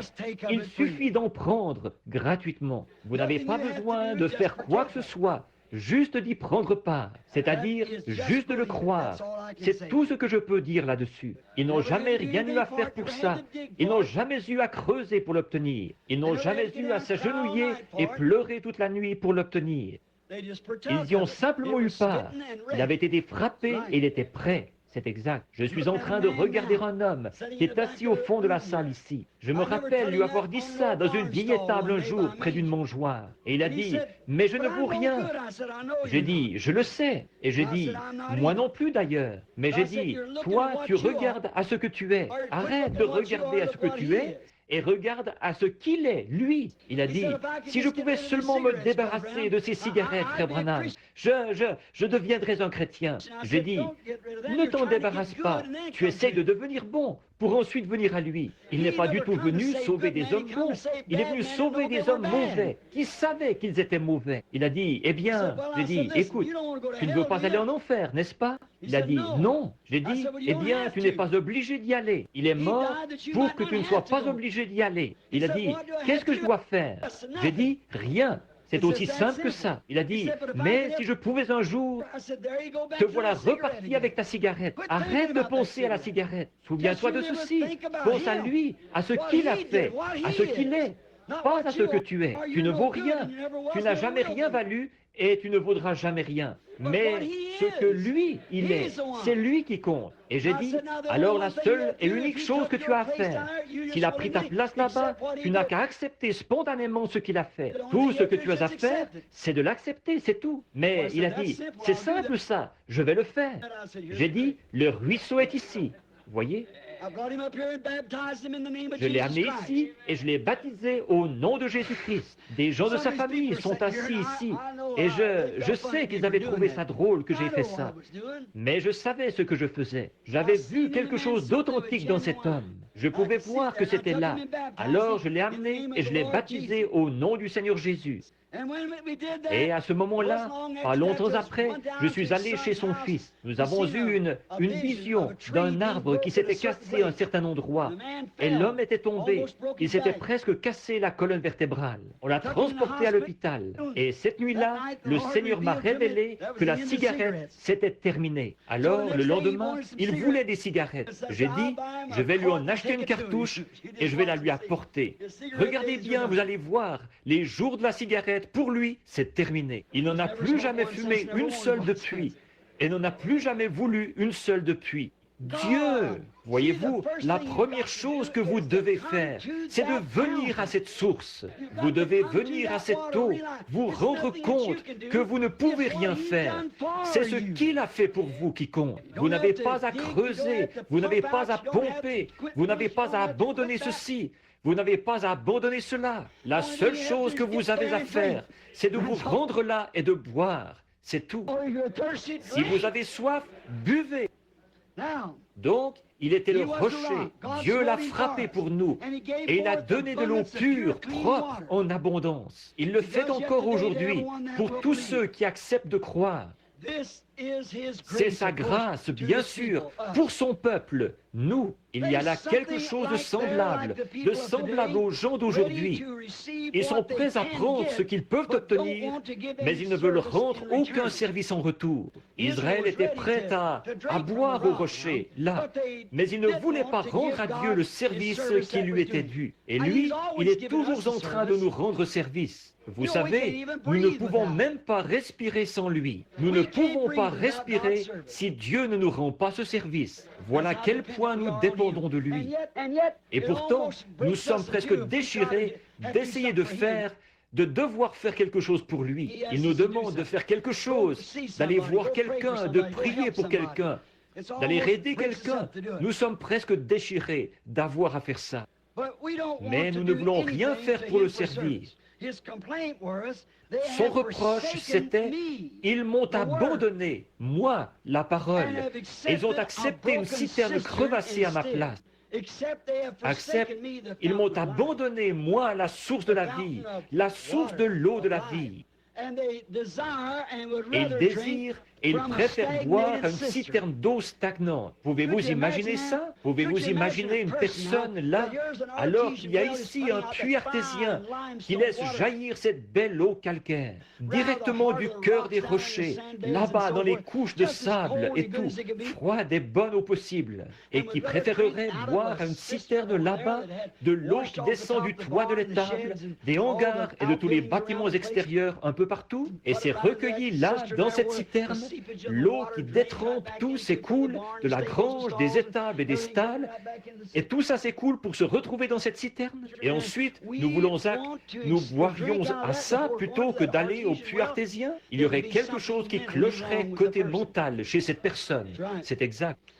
Et quand un homme ou une femme est prêt à soutenir une dénomination qui permet de se couper les cheveux, de porter des shorts, le maquillage et toutes ces autres choses, et une espèce de petit programme et tout ce désordre, et où on peut aller au bowling et toutes ces absurdités-là, et qu'on tolère ça, et qu'ils aiment plus ces choses que la parole de Dieu à l'ancienne mode, qui coupe et qui taille, et qui transforme les femmes en dames, et qui les prend et les fait s'habiller comme il faut, et se conduire comme il faut, qui vous débarrasse de la cigarette et du tabac, et de jurer et de blasphémer, et de mentir et de voler, et qui enlève de vous tout ce qui est du monde, pour vous donner quelque chose qui est une satisfaction parfaite. Pourquoi un homme ou une femme se tournerait-il vers quelque chose comme ça pour y chercher une consolation? Comment pouvez-vous trouver une consolation là-dedans? Comment pouvez-vous boire de l'eau fraîche à une citerne d'eau stagnante? Pourquoi une personne, si une personne allait à une citerne d'eau stagnante pour y boire, alors qu'il y a un puits artésien accessible, vous diriez, il a le cerveau dérangé, cet homme-là. De même, si une femme ou un homme va à un endroit pareil pour y chercher une consolation, il y a quelque chose qui cloche spirituellement chez cette personne-là. Ils ne veulent pas la parole. Cela montre que leur nature est encore celle d'une grenouille ou d'un tétard ou quelque chose. C'est exact. Quelque chose de cette nature-là qui aime ce bassin d'eau stagnante. Parce que ces choses-là ne vivront pas dans un bassin d'eau fraîche. Elles ne peuvent pas. C'est de l'eau fraîche. Elles ne peuvent pas. Donc, le reproche, c'était qu'ils l'avaient abandonné. Et aujourd'hui, ils ont fait la même chose. Maintenant, regardez la femme au puits. Eh bien, elle est arrivée à la citerne de Jacob. Et c'est là qu'elle allait puiser son eau depuis toujours, à la citerne de Jacob. Mais la citerne de Jacob, la dénomination, ce qu'on l'appellerait, parce qu'il en avait creusé 3, et celle-là, ce n'était une qu'il avait creusée. Or, cette femme, elle avait de grandes choses à raconter. Elle a dit, bon, notre père a creusé ce puits, Jacob. Il y a bu, et ses troupeaux y ont bu, et tout. N'est-ce pas suffisant? Il a dit, mais l'eau que tu y puises, tu as encore soif, tu dois revenir ici en chercher. Mais il a dit, l'eau que je te donne, c'est une source, un geyser qui jaillit de l'intérieur. Et tu ne viens pas ici en chercher, elle est là avec toi. Remarquez, mais quand elle a découvert qu'une source scripturaire lui avait parlé, par un signe scripturaire qu'elle attendait, elle a quitté ce système dénominationnel de Jacob et elle n'y est plus jamais retournée parce qu'elle avait trouvé le vrai rocher. Voyez, elle est allée à la ville en courant. Pour elle, le péché, c'était fini. Elle n'était plus une femme impure. Elle a dit, venez voir qui j'ai trouvé, un homme qui m'a dit ce que j'ai fait. Ne serait-ce point le Christ? Cette citerne, elle avait peut-être fait l'affaire, elle avait eu son utilité. Maintenant, elle était venue à la source véritable. La citerne avait fait l'affaire jusqu'à ce que la source véritable soit ouverte. Mais quand la source véritable est arrivée, la citerne a perdu sa vigueur. Cette femme a découvert qu'il y avait un endroit meilleur où boire. Et il y a un endroit meilleur. Il y a un endroit meilleur et c'est en Christ. Dans Jean 7, 37 et 38, Jésus a dit, le dernier jour de la fête des tabernacles, « Si quelqu'un a soif, qu'il vienne à moi et qu'ils boivent. » Ils se réjouissaient tous. Ils avaient un petit jet d'eau qui sortait de sous l'autel et là, ils y buvaient tous pour célébrer la fête. Et ils disaient, nos pères ont bu au rocher spirituel dans le désert. Voyez-vous, ils s'étaient creusé une citerne, de l'eau stagnante qu'ils avaient pompée de quelque part et qu'ils faisaient jaillir sous le temple, là. Et ils se rassemblaient tous autour de cette eau, ils en buvaient, et ils disaient, « Il y a bien des années, nos pères ont bu dans le désert. » Jésus a dit, « Je suis ce rocher qui était dans le désert. » Ils ont dit, « Nous avons mangé la manne du ciel, Dieu l'a fait descendre. » Il a dit, « Je suis cette manne. » Cette source, c'était lui, il était au milieu d'eux. Ce pain de vie était au milieu d'eux. Et malgré tout ça, ils n'en ont pas voulu. Ils préféraient avoir leur citerne. Parce que l'homme avait construit celle-ci et Dieu avait envoyé celle-là. Voilà précisément la différence. Il s'était creusé des citernes. Il a dit, si quelqu'un a soif, qu'il vienne à moi et qu'il boive. Il est cette source. Et comme dit l'Écriture, des fleuves d'eau vive couleront de son sein. Oh, il est ce puits artésien. Des fleuves d'eau vive couleront de son sein ou du plus profond de son être. Il est ce rocher qui a été le rocher d'Agar au temps de la détresse, quand son bébé était sur le point de mourir, qu'elle avait été chassée du camp et qu'elle était là-bas avec le petit Ismaël. Sa réserve d'eau dans la citerne qu'elle portait était épuisée. Elle a couché le petit Ismaël, elle s'est éloignée à une portée d'arc, elle a pleuré. Et, parce qu'elle ne voulait pas voir mourir le bébé. Et tout à coup, l'ange de l'Éternel a parlé. Elle a trouvé Beersheba, le puits qui jaillissait là-bas, et il jaillit encore aujourd'hui. Il a été le Beersheba d'Agar, le rocher là-bas dans le désert. Ce rocher était ici, dans la source remplie de sang. Ce jour-là, il était là dans le temple. L'heure de la tempête, dans Zacharie chapitre 13, il était cette source ouverte dans la maison de David pour la purification et pour le péché, la purification du péché. Il était cette source. Et dans le psaume 36, 9, il était la source de vie de David. Il est encore cette source dans la maison de David. Et il est celle du poète, dans son cœur, là. Le poète a dit, il y a une source remplie du sang, des veines d'Emmanuel. Tout pécheur plongé dans ce flot est lavé de tout péché. Il est cette source de la vie, cette source d'eau. Il est la parole de Dieu. Les gens des derniers jours l'ont abandonné, lui, la vraie parole, l'eau de la vie. Et ils se sont creusés des citernes dénominationnelles. De nouveau, ils ont taillé, creusé. Or, nous voyons qu'ils ont eu des citernes crevassées. Et puis, cette citerne-là, elle est remplie de germes d'incrédulité, de fanfaronnades d'incrédulité, de programmes pédagogiques et de toutes ces choses qui sont contraires aux promesses de Dieu. Ce sont des douteurs de la parole. Or, ces citernes qu'ils ont, la Bible dit qu'elles étaient crevassées. Une citerne crevassée, c'est une citerne qui coule, elle sointe. Qu'est-ce qu'elle fait?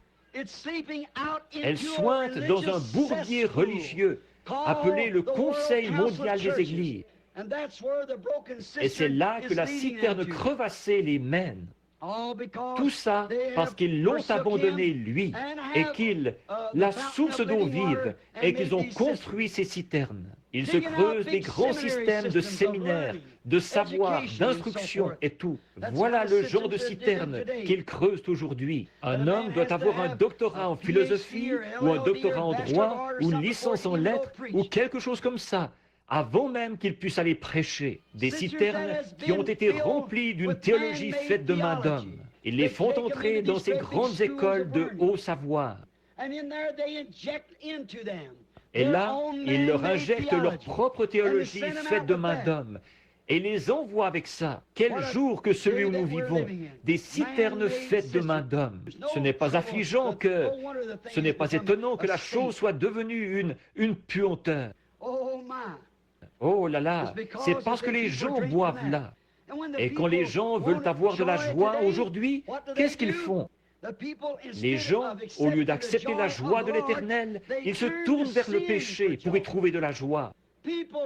Les gens qui vont à l'église et qui disent être des serviteurs de Christ, quand ils sont très agités, ils vont s'allumer une cigarette. Et quand elles veulent s'amuser, elles enfilent leurs vêtements indécents.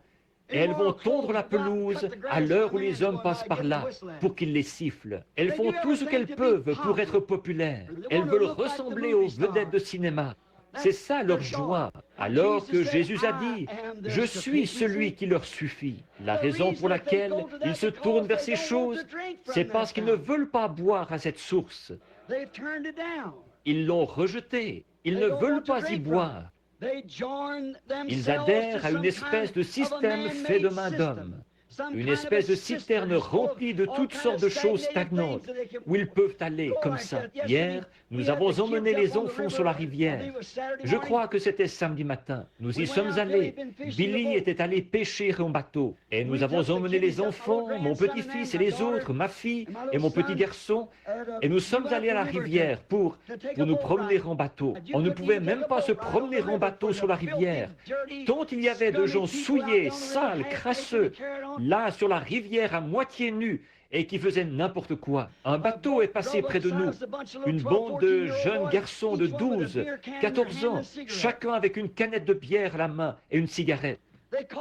Ils appellent ça s'amuser. Oh là là, combien de temps ce monde peut-il subsister avec un système pareil? Ensuite, pour se débarrasser de la pensée qu'à leur mort ils iront en enfer, ce qu'ils font, c'est qu'ils vont adhérer à l'une de ces citernes faites de main d'homme. Donc, c'est cette même race de gens qui est rattachée à cette citerne. Ce n'est rien d'autre qu'une bande de têtards du monde impurs, souillés. Et ils s'associent à cela, parce que, comme ma vieille mère le disait autrefois, qui se ressemble, s'assemble. Ils ne veulent pas venir à la source, être purifiés de cette vie de péché.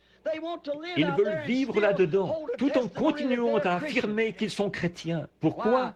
Ils se sont détournés de lui, la véritable source de la joie, de la vie, d'une vie et d'une satisfaction parfaite. C'est pour cette raison-là qu'ils l'ont fait, c'est parce qu'ils veulent adhérer à ça. Il y a des gens qui sont comme ça là-dedans, qui croient à ce genre de choses. Il n'y a pas longtemps, frère Fred et moi, et frère Tom, tout un groupe, nous sommes allés à une église baptiste réputée de la ville de Tucson, pour voir si nous ne pourrions pas y trouver un petit quelque chose qui nous requinquerait peut-être un peu. Et le ministre a dit quelque chose au sujet des gens en Égypte. Quand ils sont partis, ils mangeaient de l'ail et tout, et ils voulaient retourner là-bas manger ça. Il a dit, ça ressemble un peu aux gens d'aujourd'hui. Et nous, tout le monde, on a dit, Amen. Je n'ai jamais vu une bande pareille. L'église entière a perdu le prédicateur de vue. Ils se sont retournés pour voir qui avait dit Amen. Ils ont eu une frousse terrible. Ils ne savaient pas ce qu'il y avait. Alors que David a dit, poussez vers l'Éternel des cris de joie, célébrez-le sur les harpes, célébrez-le avec le luth, que tout ce qui respire loue l'Éternel, et louez l'Éternel. Dieu se réjouit dans son peuple, que ceux qui ont du savoir disent Amen, quand on dit quelque chose de juste. Pourquoi ne pas abandonner ce système et ces citernes du monde pour vous tourner vers le système fidèle de Dieu, c'est-à-dire le puits artésien, Jésus-Christ? Pourquoi ne pas vous tourner vers lui, alors que Dieu est notre provision abondante de joie, notre provision abondante de louange, notre provision abondante de satisfaction? Le calme de mes nerfs vient de Dieu. Quand je suis dans tous mes états, je trouve ma satisfaction en Christ. Pas dans une cigarette, pas dans les choses du monde, pas en adhérant à un credo, mais en le trouvant lui, la parole promise, qui a dit, si je m'en vais, je reviendrai pour vous prendre avec moi. C'est là que je trouve ma joie. Il est ma joie. Aujourd'hui, ils disent qu'en adhérant à ces choses et qu'en formant ce Conseil mondial des Églises, ils vont faire un endroit où on pourra mieux vivre. Sincèrement, ce que j'en pense, c'est qu'ils vont faire un endroit où on pourra mieux pécher. C'est simplement, toute la chose, c'est du péché de toute façon.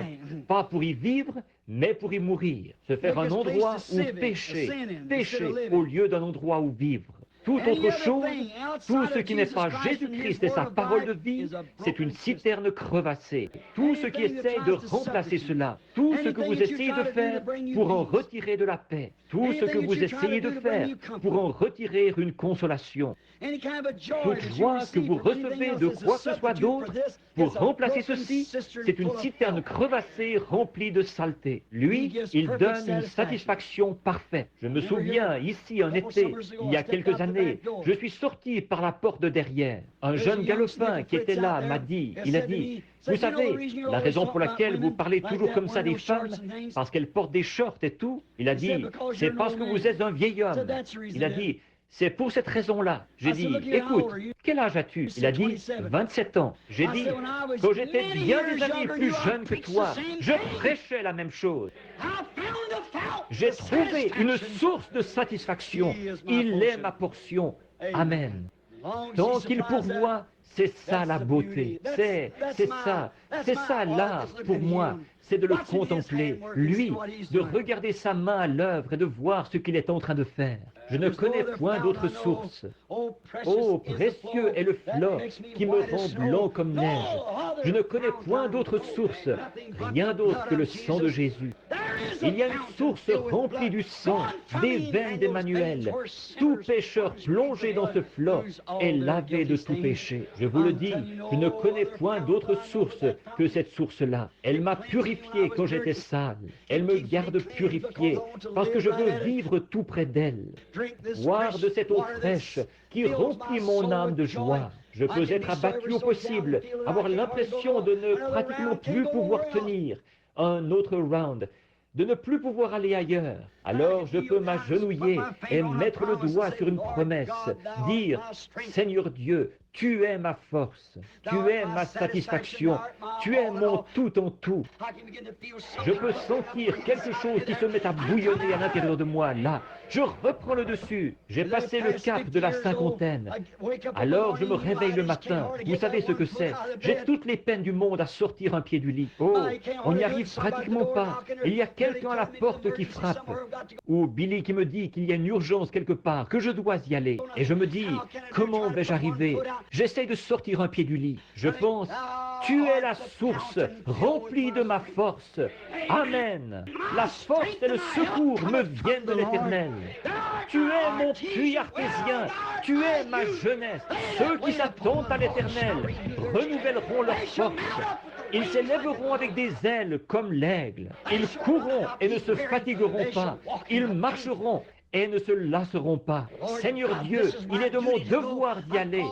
On m'appelle à être à mon poste. Et tout à coup, quelque chose commence à gargouiller à l'intérieur de moi. L'autre jour, dans un petit bâtiment, je faisais une réunion ici à Topeka, dans le Kansas. Il y avait un jeune homme, un jeune prédicateur, un de mes premiers commanditaires.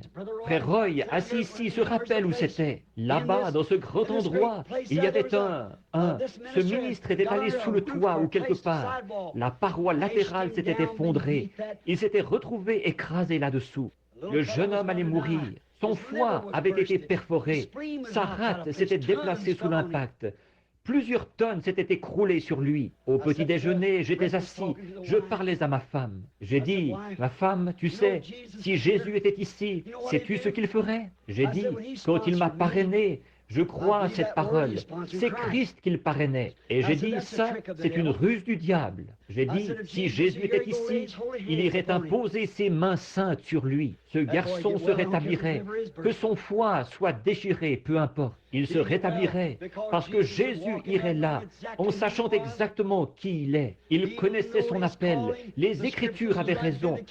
Elles donnaient en lui la confirmation qu'il savait qui il était. Et sans l'ombre d'un doute, il lui imposerait les mains et il dirait, « Mon fils, sois rétabli. » Il repartirait. Et j'ai dit, il n'y aurait pas assez de démons en enfer pour tuer ce garçon à ce moment-là. J'ai dit, il se rétablirait. Mais j'ai dit, tu vois, chérie, lui, c'était Jésus, les mains saintes de Dieu. J'ai dit, moi, je suis un pécheur. Je suis né d'une naissance par le sexe. Mon père et ma mère étaient tous les deux pécheurs. Et moi, je ne suis qu'un moins que rien. Un minus. Et j'ai dit, mais sais-tu quoi? Si le Seigneur me donnait une vision et qu'il m'envoyait là-bas, alors là, ce serait autre chose. J'ai dit, j'irais lui imposer les mains, il quitterait ce lit s'il me donnait une vision. Alors, je me suis mis à réfléchir. Après tout, s'il y avait eu la vision, qu'est-ce qu'il y aurait eu? Ça aurait été les mêmes mains sales sur lui? Ah oui, le même homme qui aurait prié pour lui, les mêmes mains sales. Alors, je me suis mis à penser, je suis son représentant. Alors, Dieu ne me voit pas. Le sang de celui qui est juste repose là-haut sur l'autel. C'est ce qui intercède pour moi. Il est celui qui me suffit, il est ma prière, il est ma vie. J'ai dit, la seule chose qui m'amènerait à poser avec foi mes mains sur lui, c'est parce que j'ai la foi dans la vision. Et sans la vision, la même foi ferait la même chose. Alors je peux considérer que moi, je ne suis rien, mais considérer que lui, il est mon tout en tout. Il est ma vie. Il est celui qui me mandate. Aucune dénomination ne m'a envoyé. C'est lui qui m'a envoyé. Alléluia. J'y vais en son nom. Je vais lui imposer les mains. Je suis allé là-bas imposer les mains à ce garçon. Et ce soir-là, il était à la réunion parfaitement rétabli. Amen. Oh oui, il est cette source. Je ne connais point d'autre source, rien d'autre que le sang de Jésus. Je suis un individu méprisable, je suis un vaurien. C'est ce que nous sommes tous.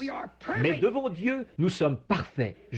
Soyez donc parfaits, comme votre Père Céleste est parfait. Comment pouvez-vous l'être? Parce que quelqu'un qui est parfait nous représente là-bas. Cette source est là, tous les jours, fraîche. Pas quelque chose qui est stagnant, mais une source fraîche, tous les jours, qui efface tous mes péchés. Il est cette source. Maintenant, pour conclure, je dirais ceci. Toutes les choses qui diffèrent de ceci, ce sont des citernes crevassées, qui finiront par laisser s'écouler ce que vous y mettez. Si vous mettez tous vos espoirs, tout votre temps et tout dans une de ces citernes d'eau stagnante, Jésus a dit que c'était des citernes crevassées. Dieu a dit, elles sont crevassées, elles laisseront s'écouler tout ce que vous y mettrez. Elles ne vous avanceront à rien parce qu'elles couleront. En effet, c'est lui le seul moyen d'arriver à la vérité, à la vie, à la joie éternelle et à la paix éternelle. Il est le seul moyen d'arriver à cela. Oh là là, l'inépuisable source de la vie, c'est Jésus-Christ. Pourquoi? Et qui est-il? La parole, le même. La parole, la vie, la source, le même hier, aujourd'hui et pour toujours. Pour le vrai croyant, c'est là qu'est sa joie suprême, sa vie suprême. Et sa satisfaction suprême se trouve en Christ. Pas besoin de pomper, de tirer, d'adhérer, de vider, juste de croire et de se reposer. Voilà ce qu'il est pour celui qui croit. Comme notre père Abraham, il n'a jamais tiré, il ne s'est jamais fait de bile, il ne s'est jamais tracassé. Il avait la parole.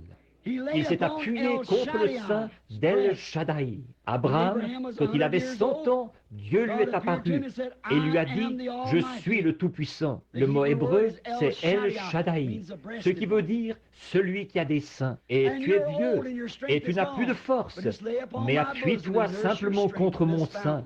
Nourris-toi en puisant ta force dans cette source. Amen. Qu'est-ce qu'il a obtenu en s'y nourrissant? Un corps neuf. Il a eu le bébé de Sarah. Et 50 ans plus tard, il a eu 7 enfants d'une autre femme. Oh, El Shaddai. The Old Testament shows what he did. The New Testament tells what he'll do. Amen. In the Old Testament. Now the air is off, so I'll hurry and quit here now, just a minute. I like to say this before close. I had a good example of this one time. I was patrolling, and many people here, down around Georgetown, down there in Milltown, there used to be way back in the hills a fountain. It was an artesian well. It was thrown out about a 4 or 5 foot stream of water, just gushed out all the time. And a great big fountain around there, and right around was a lot of this here pennyroyal, you know, and stuff growing there, that mint-like. And oh, I used to just thirst to get there, oh my, to get to that fountain. And I'd lay down by this thing and just drink and sit down and drink, wait. And year after year, I'd still come to this same fountain. It never did cease, winter or summer. They couldn't freeze it. You can't freeze an artesian well. Oh no. Peu importe combien il peut faire froid, ça ne gèlera pas. Vous pourrez geler une citerne. Une petite gelée suffira à faire ça.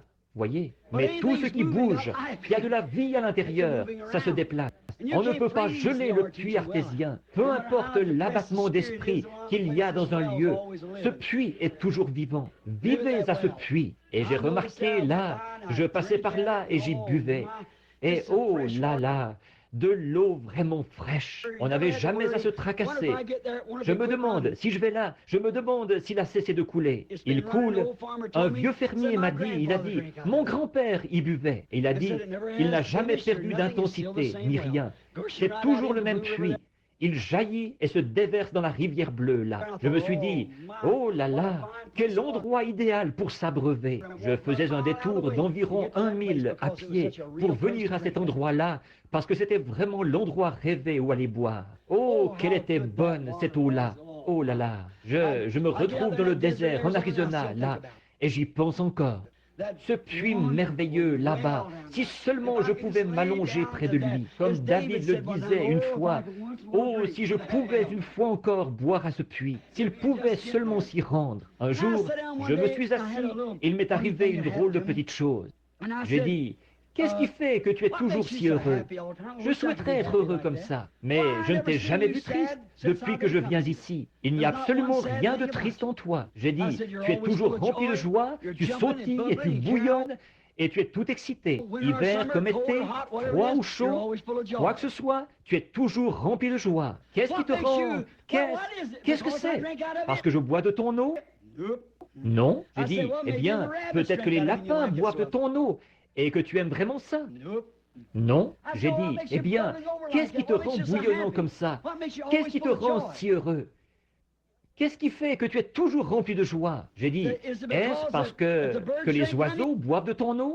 Non. Parce que moi, je bois de ton eau? Non. J'ai dit, eh bien, qu'est-ce qui fait que tu es si rempli de joie? Et si ce puits avait pu me répondre, il aurait dit ceci, Frère Branham, ce n'est pas parce que tu bois, je l'apprécie, et parce que je peux alimenter les oiseaux. J'alimente tous ceux qui veulent boire. Tout ce que tu as à faire, c'est de venir ici et de boire. Mais ce qui me rend heureux, ce n'est pas moi qui bouillonne, c'est quelque chose à l'intérieur qui me pousse. C'est quelque chose qui bouillonne en moi. Et c'est pareil pour une vie remplie de l'Esprit. Comme Jésus l'a dit, qu'il était en... Voyez, il vous a donné des sources d'eau qui jaillissent jusque dans la vie éternelle. Un puits artésien, jaillissant, débordant, qui coule constamment. Que le reste de l'Église ait ses hauts et ses bas, vous êtes toujours à ce puits. Pourquoi adopteriez-vous un vieux système dénominationnel, une citerne remplie de parasites et de tout le reste, pour boire là ces choses stagnantes, alors que vous êtes invité à venir à une source, à un puits artésien? Je le revois encore, pousser et jongler et gargouiller, et rire et jubiler, et sautiller et gambader. Par temps froid, pluvieux, chaud, sec, quand le reste du pays se desséchait, il bouillonnait comme toujours, parce qu'il était profond. Il avait ses racines tout au fond dans les rochers. C'est de là qu'il émergeait. Oh, que je vive près de ce puits bouillonnant. Prenez tous les systèmes faits de main d'homme que vous voudrez, tous vos vieux puits d'eau stagnante, mais laissez-moi venir ou citernes d'eau stagnante, mais laissez-moi venir à cette source, laissez-moi venir là où il est tout simplement rempli. Il est ma joie, il est ma lumière, il est ma force, il est mon eau, il est ma vie, il est mon guérisseur, il est mon sauveur, il est mon roi. Tout ce dont j'ai besoin se trouve en lui. Pourquoi voudrais-je aller à quoi que ce soit d'autre? Frères, sœurs, ne voulez-vous pas venir à cette source ce soir? Ne voulez-vous pas, si vous n'y êtes jamais venu, ne voulez-vous pas le recevoir ce soir pendant que nous courbons la tête? Des citernes crevassées qui coulent, qui sointent, le monde qui s'y infiltre, la saleté des étables et des autres époques. Pourquoi pas ce puits dans lequel ce genre de choses ne peut pas demeurer? Cette grande source remplie du sang des veines d'Emmanuel. Pourquoi ne pas recevoir cela ce soir? Que Dieu nous vienne en aide ce soir, dans une terre aride, desséchée.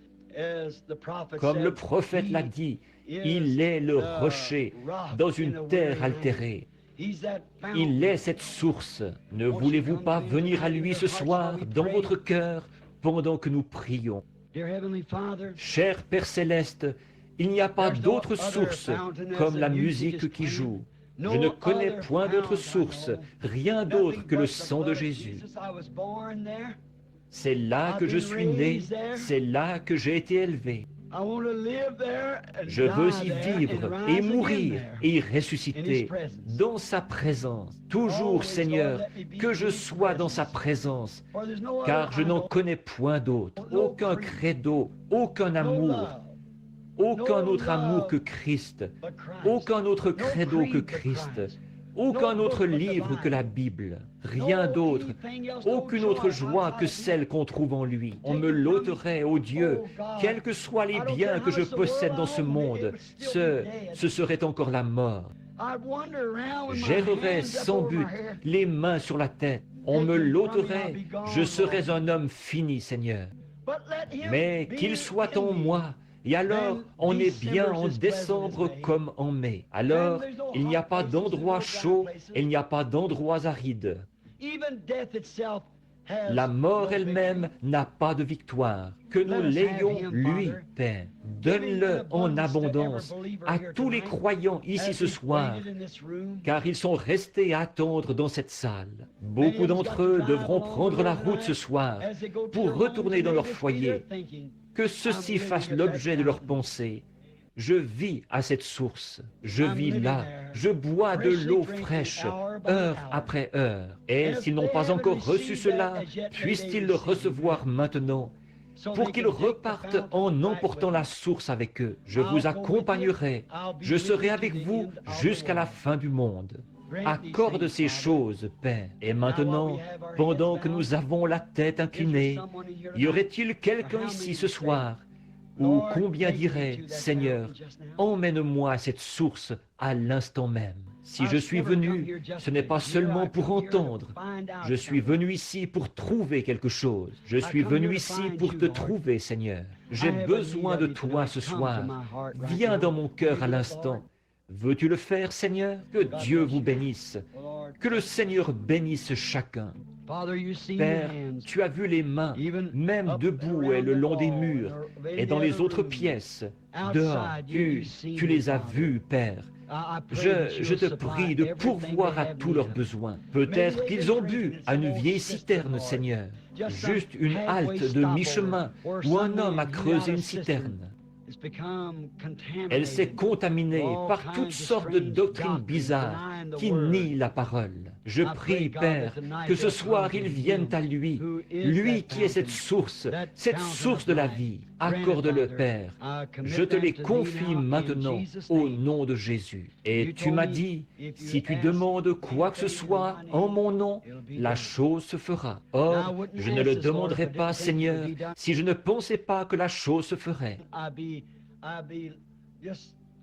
Je le dirai alors seulement comme un rituel routinier. Mais je prie pour eux avec sincérité. Je prie pour eux en croyant que tu accorderas ce que tu as promis. Et maintenant, je les détache de cette citerne ce soir. Je les détache de ce lieu où ils buvaient, où ils ne sont pas satisfaits, pour les emmener à cette source.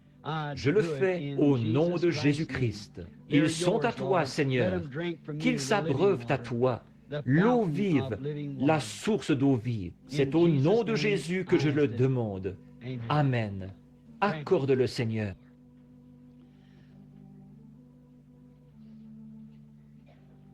Oh, precious is that flow that makes me white as snow. No other fount I know, nothing but the blood of Jesus. Oh, what can wash away my sin? Nothing but the blood of Jesus. Oh, what can make me whole again? Nothing but the blood of Jesus. Ô Jésus, guéris-les, Seigneur. Accorde-le, Seigneur, par le nom de Jésus. Je te prie, ô Dieu tu connais toutes choses.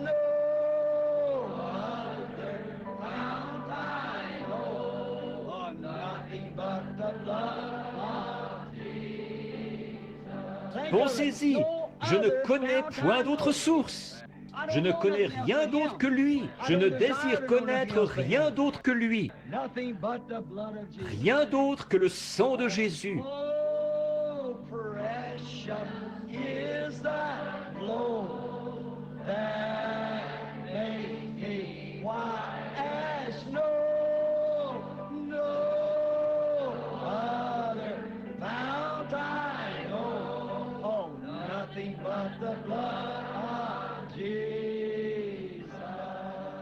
Pendant que nous le chantons encore, serrons-nous la main les uns les autres.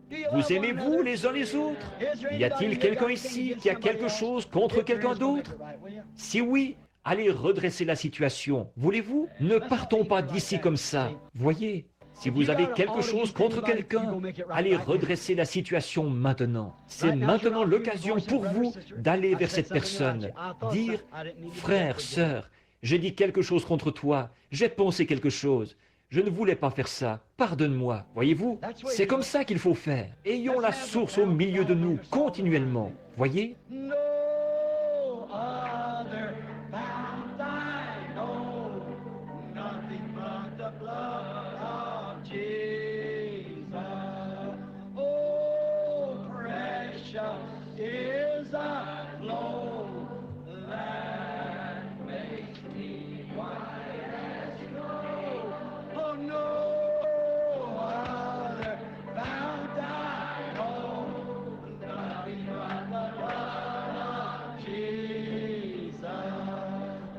Oh, il est merveilleux, n'est-ce pas?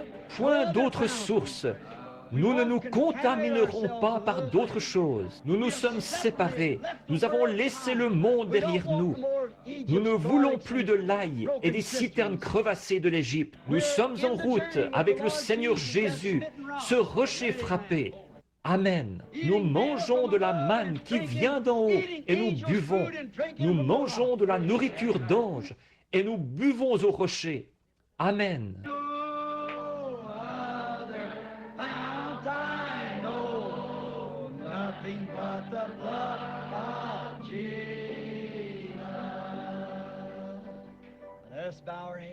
Maintenant, courbons la tête. Je prie que Dieu vous bénisse si abondamment, chacun de vous, que sa grâce et sa miséricorde soient avec vous tout au long de cette semaine. Et s'il arrivait quelque chose, que l'un de vous passe de l'autre côté du voile, là, souvenez-vous bien qu'il n'y a que quelques heures de sommeil et de repos, jusqu'à ce que nous nous revoyions. Souvenez-vous que les vivants qui seront restés ne feront pas obstacle à ceux qui sont endormis, car la trompette de Dieu, cette dernière trompette, la 6e vient juste de sonner, et cette dernière trompette, comme le dernier sceau, ce sera la venue du Seigneur. Elle sonnera et les morts en Christ ressusciteront premièrement. Ils ne font que se reposer jusqu'à ce moment-là. Et si jamais on vous blesse, souvenez-vous, revêt-toi du nom de Jésus comme d'un puissant bouclier. Et quand les tentations surviennent, murmure simplement ce saint nom en priant. Les démons prendront la fuite. Souvenez-vous-en, nous espérons vous revoir ici dimanche matin prochain. Amenez ceux qui sont malades et affligés. Je prierai pour vous. Priez pour moi, là. Allez-vous le faire? Dites Amen. Je prierai pour vous. Que Dieu bénisse.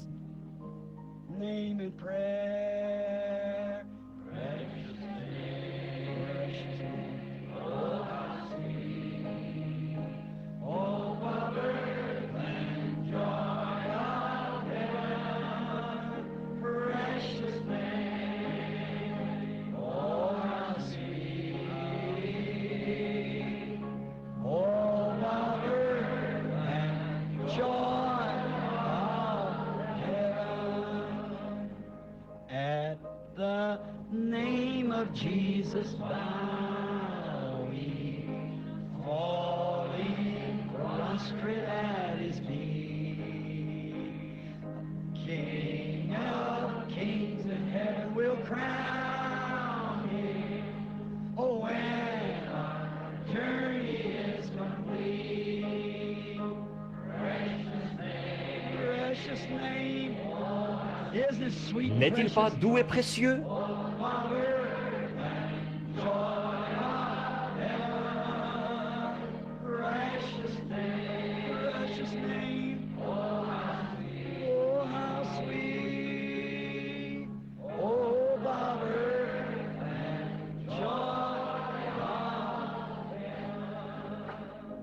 C'est toujours si pénible de vous quitter.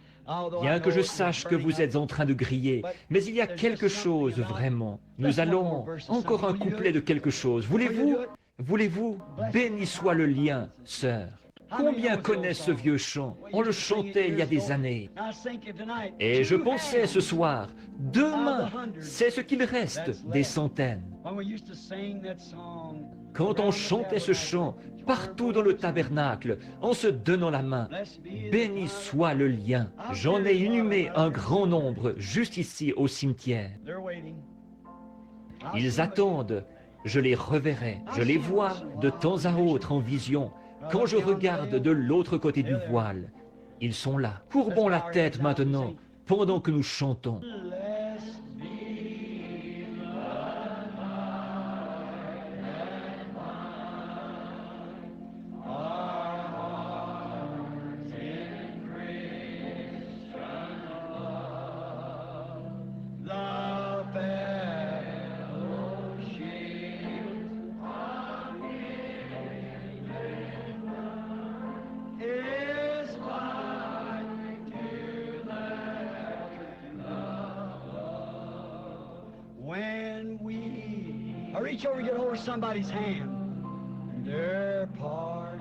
Maintenant, courbez la tête. It give us inward pain, but we shall still be joined in heart and hope to meet again.